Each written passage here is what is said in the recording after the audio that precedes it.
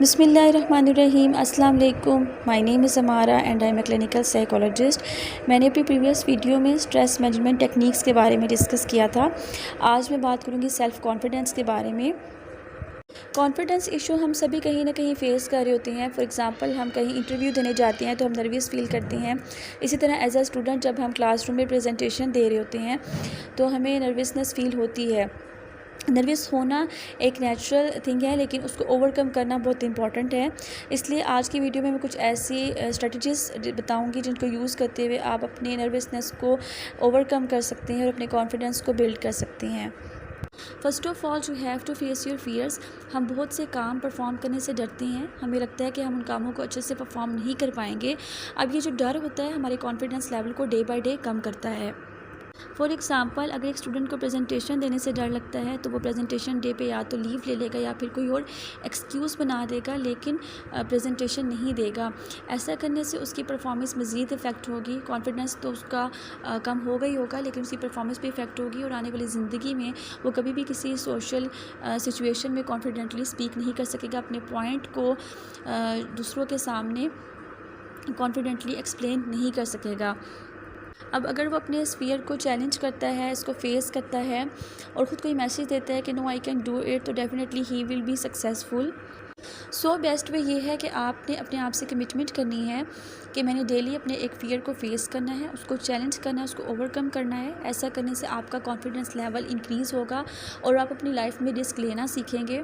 फिर आपको न्यू चीज़ों को ट्राई करना मुश्किल नहीं लगेगा। इवन कि आपको अगर कोई ऐसा काम भी दे देता है जो आपने ज़िंदगी में कभी परफॉर्म ना किया हो, तो आप उसको कॉन्फिडेंटली अचीव कर सकोगे और इससे आपकी पर्सनैलिटी भी ग्रूम होगी।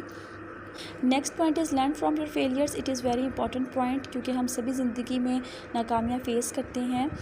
बाज़ वक़्त हमें काम को करने में अपनी तमाम एफ़र्ट्स लगा देते हैं, लेकिन हमें वैसे रिज़ल्ट्स नहीं मिलते जैसा हम एक्सपेक्ट कर रहे होते हैं, तो हम डिसहार्ट हो जाते हैं और हमारा कॉन्फिडेंस लेवल कम हो जाता है।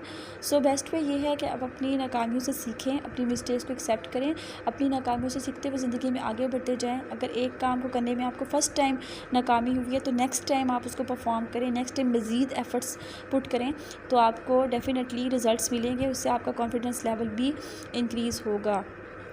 Third point is self awareness. It is very important point.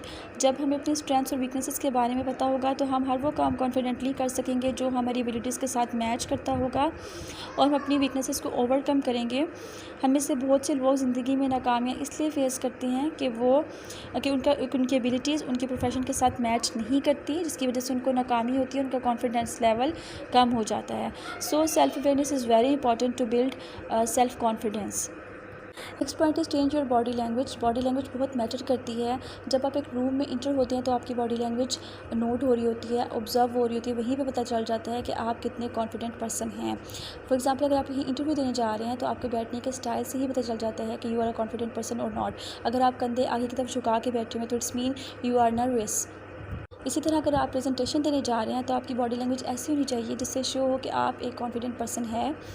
जैसा कि आप फर्स्ट पिक्चर में देख सकते हैं, the girl is going to present something. अगर हम यहाँ पे देखते हैं इसके बॉडी पोस्चर को, तो इसके शोल्डर्स बिल्कुल स्ट्रेट हैं, इसके फेस पे एक स्माइल है और ये आई कांटेक्ट कर रही हैं। ये पिक्चर एक परफेक्ट कॉन्फिडेंट पर्सनैलिटी को शो कर रही है। अब यहाँ पे कुछ लोग ये कंप्लेन करते हैं कि हमें ऑडियंस में बैठे हुए कुछ लोगों के फेसेस से डर लगता है, मीन्स हमें उनको देख कर नर्वस फील होता है। कुछ लोगों के फेसेस ऐसे होते हैं नेचुरली कि उनके फेसेस को देख के इंसान नर्वस हो जाता है। उसको ओवरकम करने के दो तरीके हैं। एक तो ये कि आप उनके फेसेस को अवॉइड करें, मीन्स कि जब आप प्रेजेंटेशन दे रहे हो तो आप सिर्फ उन लोगों को देखें जिनको देख के आपको नर्वसनेस फील ना हो, बल्कि को कॉन्फिडेंट फील हो। उसका दूसरा तरीका ये है कि जिनसे आपको नर्वसनेस फील हो रही है उनके फेसेस को आप देखते रहें। 2 से 3 मिनट आई कांटेक्ट करेंगे तो आपका फियर ऑटोमेटिकली जो है वो कम हो जाएगा।